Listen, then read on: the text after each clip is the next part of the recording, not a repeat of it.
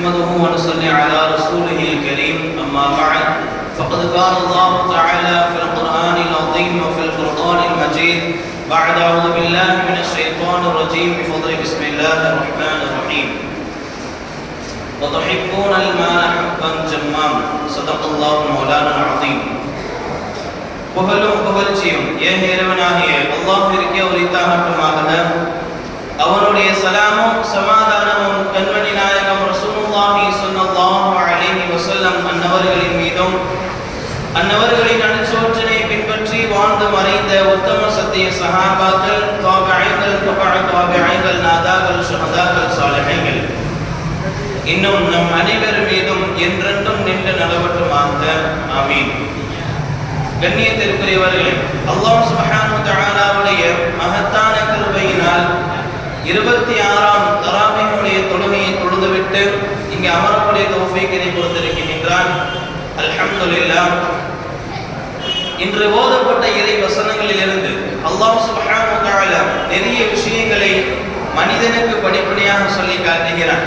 அதில் அல்லாஹ் சொல்லக்கூடிய வார்த்தை வதுஹிப்பூனல் மால ஹப்பன் ஜம்மா, நீங்கள் பொருளை, செல்வத்தை அளவு கடந்து நேசிக்கிறீர்கள் என்பதாக அல்லாஹ் சொல்லி காட்டுகிறார். இந்த இறை வசனத்திலிருந்து அல்லாஹ் நமக்கு சொல்லக்கூடிய விஷயம் என்னவென்று சொன்னால், நிரந்தரமற்ற ஒரு செல்வத்தை, இந்த உலகத்தில் எந்த செல்வமாக இருந்தாலும் அது நிரந்தரமற்றது.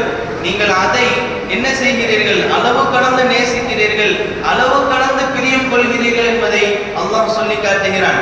இஸ்லாம் நமக்கு வலியுறுத்தி சொல்லக்கூடிய ஒரு விஷயம் என்னவென்று சொன்னால், போதும் என்ற மனம் நம்மிடத்தில் இருக்க வேண்டும்.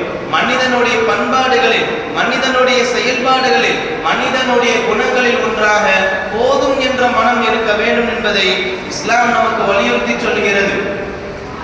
நபி ஸல்லல்லாஹு அலைஹி வஸல்லம் அவர்கள் பல தருணங்களில் இந்த போதும் என்ற மனதிற்கு ஒப்பிட்டு நிறைய விஷயங்களை சொல்லியிருக்கிறார்கள். இந்த உலகத்தில் செல்வம், பணமோ காசோ இருப்பவர்களை தான் நாம் என்ன செய்வோம்? இவர்கள் செல்வந்தர்கள் என்று நாம் சொல்லுவோம். ஆனால் நபி ஸல்லல்லாஹு அலைஹி வஸல்லம் அவர்கள் வித்தியாசமான முறையில் சொல்லி தருகிறார்கள். ஹஸரத் அபூ ஹுரைரா রাদিয়াল্লাহு அன்ஹு அவர்கள் சொல்லக்கூடிய ஒரு ஹதீஸ், நபி ஸல்லல்லாஹு அலைஹி வஸல்லம் அவர்கள் சொல்லுகிறார்கள், பொருள் அதிகமாக இருப்பது, செல்வம் அதிகமாக இருப்பது செல்வம் அல்ல, செல்வந்தன் அல்ல, மாறாக போதும் என்ற மனமே செல்வமாகும் என்பதாக நபி ஸல்லல்லாஹு அலைஹி வஸல்லம் அவர்கள் சொல்லி காட்டினார்கள். சஅத் இப்னு அபீ வக்காஸ் রাদিয়াল্লাহு அவர்கள் தன்னுடைய மகனுக்கு அறிவுரை சொல்வார்களாம்.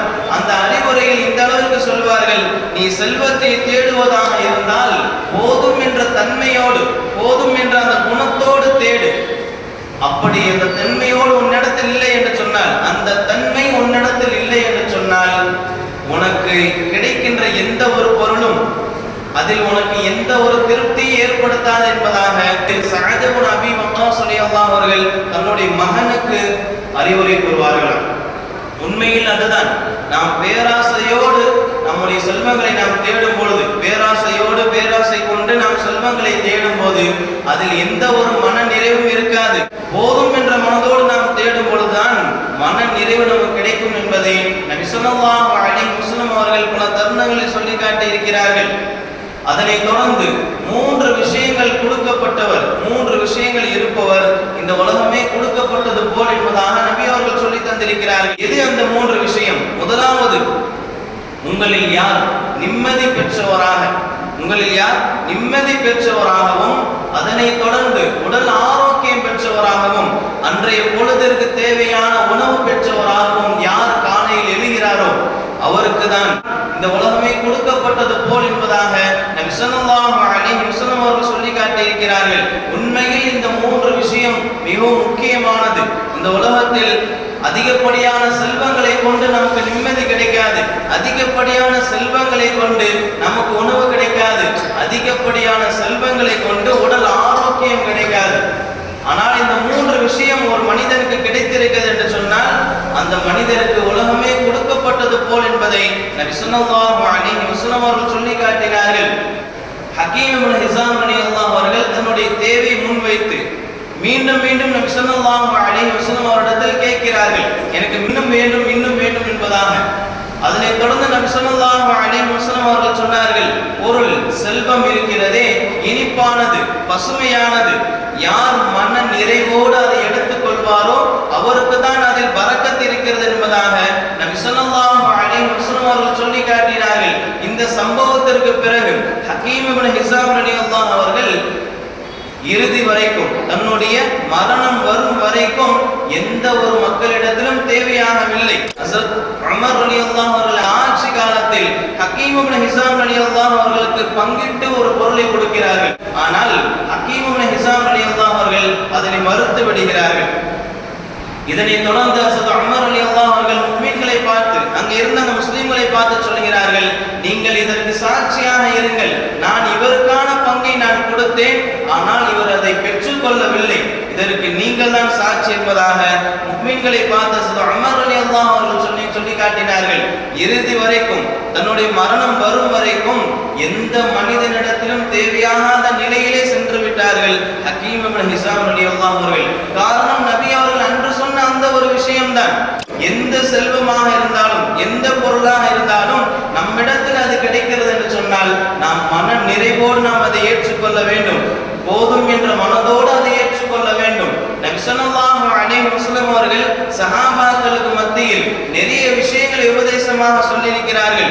அந்த வகையில் ஹஸரத் அபூ ஹுரைரா ரலியல்லாஹு அன்ஹு அறிவிக்கக்கூடிய ஒரு ஹதீஸ், நபி ஸல்லல்லாஹு அலைஹி வஸல்லம் அவர்கள் சஹாபாக்கள் மத்தியில் சொல்கிறார்கள், அமல் செய்வதற்கோ அல்லது அமல் செய்பவருக்கு கற்றுக் கொடுப்பதற்கோ என்னிடத்திலிருந்து இந்த வார்த்தைகளை பெற்றுக் கொள்பவர், என்னிடத்திலிருந்து இந்த வார்த்தையை எடுத்துக்கொள்பவர் யார் என்பதாக சஹாபாக்களிடத்தில் நபி அவர்கள் கேட்கும் பொழுது உடனே ஹஸரத் அபூ ஹுரைரா ரலியல்லாஹு அவர்கள் எழுந்திருந்து சொன்னார், நான் அந்த வார்த்தைகளை பெற்றுக் கொள்கிறேன் என்பதாக அபூ ஹுரைரா ரலியல்லாஹு அவர்கள் சொல்லும் பொழுது நபி ஸல்லல்லாஹு அலைஹி வஸல்லம் அவர்கள் ஹஸரத் அபூ ஹுரைரா ரலியல்லாஹு அவருடைய கரத்தை பிடித்து சொன்னார்கள், 5 விஷயங்களை சொல்லி காட்டினார்கள். 5 விஷயமும் மிகவும் முக்கியமானது, நம்முடைய வாழ்க்கையில் கொண்டு வர வேண்டும். இந்த 5 விஷயங்களை செய்தால் என்ன பலன், அதனை தொடர்ந்து நபி அவர்கள் சொல்லி காட்டினார்கள். முதலாவதாக நபி ஸல்லல்லாஹு அலைஹி வஸல்லம் அவர்கள் சொன்னார்கள், அல்லாஹ் எதை தடுத்தானோ, அல்லாஹ் எதை உனக்கு ஹராம் ஆக்கினானோ அதை விட்டும் நீ தவிர்ந்து கொள். அப்படி தவிர்ந்து கொண்டால் மக்களில் நீ வணக்கசாலியாக மாறிவிடுவாய் என்பதாக நபி ஸல்லல்லாஹு அலைஹி வஸல்லம் அவர்கள் சொன்னார்கள். முதலாவது, அல்லாஹ் தடுத்தவை விட்டும் தவிர்த்து கொள்ள வேண்டும். இரண்டாவதாக நபி ஸல்லல்லாஹு அலைஹி வஸல்லம் அவர்கள் சொன்னார்கள், அல்லாஹ் உனக்கு எதை பங்கிட்டானோ, அல்லாஹ் உனக்கு எதை கொடுத்திருக்கிறானோ அதை நீ வைத்து பொருந்திக்கொள், அதை நீ பொருந்திக்கொள். அதை தொடர்ந்து அதிகமான முறையில் எதையும் விரும்பக்கூடாது. எதை கொடுத்தானோ அதை பொருந்திக்கொள். அப்படி நீ பொருந்தி கொண்டால் மக்களில் நீ செல்வந்தனாக ஆகிவிடுவாய் என்பதாக நபி ஸல்லல்லாஹு அலைஹி வஸல்லம் அவர்கள் சொல்லி காட்டினார்கள். மூன்றாவதாக நபி அவர்கள் சொன்னார்கள், உன்னுடைய அண்டை வீட்டாருக்கு உபகாரம் செய். அப்படி உபகாரம் செய்தால் மக்களில் நீ முஃமினாக ஆகிவிடுவாய் என்பதாக நபி ஸல்லல்லாஹு அலைஹி வஸல்லம் அவர்கள் சொன்னார்கள். நான்காவதாக நபி அவர்கள் சொன்னார்கள், உனக்கு நீ எதை விரும்புவியோ, எதை உனக்கு நீ ஆசைப்படுவியோ அதையே பிறருக்கும் விரும்பு. அப்படி நீ விரும்பினால், அவ்வாறு நீ செய்தால் நீ முஸ்லிமாக மாறிவிடுவாய் என்பதாக நபி ஸல்லல்லாஹு அலைஹி வஸல்லம் அவர்கள் சொன்னார்கள். ஐந்தாவதாக நபி அவர்கள் சொன்னார்கள், அதிகம் சிரிக்காதே, அதிகம் சிரிக்க கூடாது. அதிகம் சிரிப்பது உள்ளத்தை மரணிக்க செய்துவிடும் என்பதாக நபி ஸல்லல்லாஹு அலைஹி வஸல்லம் அவர்கள் சொல்லி காட்டினார்கள். இந்த 5 விஷயமும் குறிப்பானது, மிகவும் முக்கியமானது. அதிலும் குறிப்பானது என்னவென்று சொன்னால், இரண்டாவதாக அல்லாஹ் சொல்லக்கூடிய வார்த்தை, அல்லாஹ் பங்கிட்டதை, நபி அவர்கள் சொன்ன அந்த விஷயம், அல்லாஹ் எதை உனக்கு பங்கிட்டானோ அதை நீ பொருந்தி கொள்ள வேண்டும். அப்படி பொருந்தி கொண்டால் மக்களில் நீ செல்வந்தவனாக ஆகிவிடுவாய் என்பதாக நபி அவர்கள் சொல்லி காட்டினார்கள். இந்த 5 விஷயம் நமக்கு முக்கியமானதுதான், குறிப்பானதுதான். நாம் அதை எடுத்து நம்முடைய வாழ்க்கையில் நடக்க வேண்டும். நபி ஸல்லல்லாஹு அலைஹி வஸல்லம் அவர்கள் சஹாபாக்களுக்கு மத்தியில் உபதேசம் செய்தது மட்டுமல்லாது தன்னுடைய வாழ்க்கையில் நடந்து கொண்டார்கள். இந்த உலகத்தில் ஒரு மனிதர், ஒரு தலைவர் வறுமையில் பிறந்து, வறுமையில் வாழ்ந்து, வறுமையில் மரணித்தார் என்று சொன்னால் அது நம்முடைய முஹம்மது ரசூலுல்லாஹ் ஸல்லல்லாஹு அலைஹி வஸல்லம் அவர்கள் மட்டும்தான். இந்த இந்த உலகத்தில் நீங்கள் எந்த தலைவருடைய வரலாற்றை நீங்கள் எடுத்துக்கொண்டாலும் அவரிடத்தில் செல்வம் இருந்திருக்கும், அவன் செல்வந்தனாக இருந்திருப்பார்கள். ஆனால் செல்வந்தனாக இல்லாமல் ஒருவர் வாழ்ந்து மரணித்து இருக்கிறார் என்று சொன்னால் அது நம்முடைய முஹம்மது ரசூலுல்லாஹ் ஸல்லல்லாஹு அலைஹி வஸல்லம் அவர்கள் மட்டும்தான். நபி ஸல்லல்லாஹு அலைஹி வஸல்லம் அவர்கள் ஒரு சாதாரண பாயின் மீது படுத்திருக்கிறார்கள். அந்த பாயினுடைய அந்த அடையாளம் நபி ஸல்லல்லாஹு அலைஹி வஸல்லம் மேனியின் மீது படிந்திருந்தது, மேனியின் மீது தெரிந்தது. இதனை பார்த்த ஹஸரத் உமர் ரலியல்லாஹு அவர்கள் கண்ணீர் வடித்தார்கள். கண்ணீர் வடித்துவிட்டு சொன்னார்கள், உலகில் மற்ற தலைவர்கள் எல்லாம் எவ்வாறு வசதிகளோடு இருக்கிறார்கள், எத்தனை வசதிகளோடு இருக்கிறார்கள், ஆனால் உங்களுடைய நிலை இவ்வாறு இருக்கிறது என்பதாக ஹஸரத் உமர் ரலியல்லாஹு அவர்கள் கண்ணீர் வடிக்கும் பொழுது இதனை தொடர்ந்து நபி ஸல்லல்லாஹு அலைஹி வஸல்லம் அவர்கள் சொல்லி காட்டினார்கள், அவர்களுக்கு எல்லாம் உலகம் கிடைத்திருக்கிறது, உலகம் அவர்களுக்கு கொடுக்கப்பட்டிருக்கிறது, ஆனால் நமக்கு மறுமை கிடைக்கும் என்பதாக நபி ஸல்லல்லாஹு அலைஹி வஸல்லம் அவர்கள் சொல்லி காட்டினார்கள். உண்மையில் இந்த உலகத்தை விட வறுமைதான் மேலானது, உண்மையில் இந்த உலகத்தை விட மறுமையில் கிடைக்கின்ற அந்த சொர்க்கம் தான் உயர்வானது, சொர்க்கம் மிகவும் மேலானது, சொர்க்கம் மிக பெரியது. அனஸ் இப்னு மாலிக் ரலியல்லாஹு அவர்கள் சொல்கின்ற ஒரு ஹதீஸ், நபி ஸல்லல்லாஹு அலைஹி வஸல்லம் அவர்கள் சொல்லி காட்டினார்கள், இந்த உலகத்தில் கடுமையான துன்பத்தில் ஏற்பட்ட ஒரு மனிதன், துன்பத்திலும் சிரமத்திலும் ஏற்பட்ட ஒரு மனிதன், துன்பத்தினாலே வாழ்க்கையை கழித்துக் கொண்ட ஒரு மனிதனை நாளை மறுமையில் வரவழைக்கப்படும். வரவழைத்து சொர்க்கத்தில் சிறிது நேரம் இருக்கக்கூடிய ஒரு அனுமதி கொடுக்கப்படும், சிறிது நேரம் அனுமதிக்கப்படும். அந்த மனிதனை பிறகு அந்த மனிதனை அழைத்து கேட்கப்படும், ஆதமுடைய மகனே, உலகத்தில் உனக்கு ஏதாவது ஒரு சிரமம் ஏற்பட்டதா, ஏதாவது ஒரு துன்பம் ஏற்பட்டதா என்று கேட்கப்படும். அதற்கு அந்த மனிதன் சொல்வான், அல்லாஹ்வின் மீது சத்தியமாக, அல்லாஹ்வின் மீது ஆணையாக எனக்கு எந்த ஒரு துன்பமோ எந்த ஒரு சிரமமோ ஏற்படவில்லை என்பதாக அந்த மனிதன் சொல்வான் என்பதாக நபி ஸல்லல்லாஹு அலைஹி வஸல்லம் அவர்கள் சொல்லி காட்டினார்கள். சிறிது நேரம் தான் சொர்க்கத்திற்குள் நுழைந்தான், சிறிது நேரம் தான் சொர்க்கத்தில் இருந்தான். ஆனால் இந்த உலகத்தில் ஏற்பட்ட அந்த கஷ்டம், நஷ்டம், சிரமம் எல்லாத்தையும் மறக்கடிக்க செய்துவிட்டது சொர்க்கத்துடைய அந்த இன்பமான அந்த விஷயம். அப்படி என்று சொன்னால் நிரந்தரமற்ற இந்த உலகத்தில் செல்வங்களை நாம் அளவு கடந்து நேசிக்க கூடாது. ஸஹல் இப்னு ஸஅத் ரலியல்லாஹு அன்ஹு அறிவிக்கக்கூடிய ஒரு ஹதீஸ், நபி ஸல்லல்லாஹு அலைஹி வஸல்லம் அவர்கள் சொல்லி காட்டினார்கள், சொர்க்கத்தில் ஒரு சாட்டை வைக்கக்கூடிய இடம் அளவிற்கு கிடைப்பது இந்த உலகமும் இந்த உலகத்தில் உள்ள அனைத்தையும் விட சிறந்ததாகும் என்பதாக நபி ஸல்லல்லாஹு அலைஹி வஸல்லம் அவர்கள் சொல்லி காட்டினார்கள். சாட்டை வைக்கக்கூடிய இடம் என்பது மிகவும் சிறியதுதான், ஆனால் அது கிடைப்பது கூட இந்த உலகத்தை விட சிறந்தது என்பதாக நபி அவர்கள் சொன்னார்கள். சொர்க்கம் மிகவும் மேலானது இந்த உலகத்தை விட. ஏனென்று சொன்னால் அல்லாஹ் சுப்ஹானஹு வ தஆலா சொர்க்கத்தில் கிடைக்கின்ற அந்த இன்பங்களை பற்றி, சொர்க்கத்தில் என்னென்ன கிடைக்கும் என்பதை எல்லாம் தன்னுடைய பரிசுத்த வேதத்தை சொல்லி காட்டுகிறான். பெரிய இறை வசனங்களில் சொர்க்கத்தை பற்றி அல்லாஹ் சொல்கிறான். ஒரு இடத்தில் அல்லாஹ் சொல்லக்கூடிய வார்த்தை, லஹும் ஃபீஹா மா யஷாஊன், அவர்கள் அங்கே என்ன நினைக்கிறார்களோ அவர்களுக்கு அங்கே உண்டு, என்ன நினைத்தாலும் அங்கே கிடைக்கும் என்பதை அல்லாஹ் சொல்லி காட்டுகிறான். நாம் சொர்க்கத்தில் இருக்கக்கூடிய சமயத்தில் நாம் என்ன நினைக்கிறோமோ வாயை திறந்து சொல்ல வேண்டியது கிடையாது. மனதில் நினைத்தாலும் கூட, மனதில் நாம் எதை நினைக்கிறோமோ அது உடனடியாக அங்கு கிடைக்கும் என்பதை அல்லாஹ் சொல்லுகிறான்.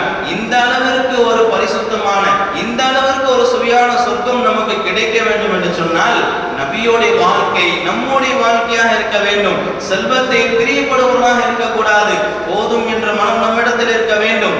நபி ஸல்லல்லாஹு அலைஹி வஸல்லம் அவர்கள் செய்கின்ற துஆக்களில் ஒரு துஆ, அல்லாஹும்ம இன்னி அஊது பிக மின் இல்மின் லா யன்ஃபஅ வ மின் கல்பின் லா யக்ஷஅ வ மின் நஃப்ஸின் லா தஷ்பஅ வ மின் துஆஇன் லா யுஸ்தஜாபு லஹா. இந்த துஆவை நபி ஸல்லல்லாஹு அலைஹி வஸல்லம் அவர்கள் அடிக்கடி கேட்பார்களாம். இந்த துஆவில் 4 விஷயத்தை விட்டும் நபி அவர்கள் பாதுகாப்பு தேடி இருக்கிறார்கள். முதலாவது, அல்லாஹும்ம இன்னி அஊது பிக மின் இல்மின் லா யன்ஃபஅ, பயன் தராத கல்வியை விட்டும் உன்னிடத்தில் பாதுகாப்பு தேடுகிறேன். அல்லாஹ்விடத்தில் நபி ஸல்லல்லாஹு அலைஹி வஸல்லம் செய்த துஆ அது. இரண்டாவதாக, வ மின் கல்பின் லா யக்ஷஅ, அல்லாஹ்வை பயப்படாத உள்ளம், அல்லாஹ்வின் மீது பயம் இல்லாத உள்ளத்தை விட்டும் பாதுகாப்பு தேடுகிறேன் என்பதாக நபி அவர்கள் துஆ செய்திருக்கிறார்கள். மூன்றாவதாக, இதுதான் மிகவும் முக்கியமானது, வ மின் நஃப்ஸின் லா தஷ்பஅ, திருப்தி அடையாத உள்ளத்தை விட்டும் உன்னிடத்தில் நான் பாதுகாப்பு தேடுகிறேன் என்பதாக நபி ஸல்லல்லாஹு அலைஹி வஸல்லம் அவர்கள் துஆ செய்திருக்கிறார்கள். அதனைத் தொடர்ந்து வமின் துஆ இல்லா யுஸ்தஜாபு லஹா, ஏற்றுக்கொள்ளப்படாத துஆக்களை விட்டும் உன்னிடத்தில் நான் பாதுகாவல் தேடுகிறேன் என்பதாக நபி ஸல்லல்லாஹு அலைஹி வஸல்லம் அவர்கள் துஆ செய்திருக்கிறார்கள் என்று சொன்னால் நாம் யோசிக்க வேண்டும். போதும் என்ற மனம் நம்மிடத்தில் இருக்க வேண்டும்.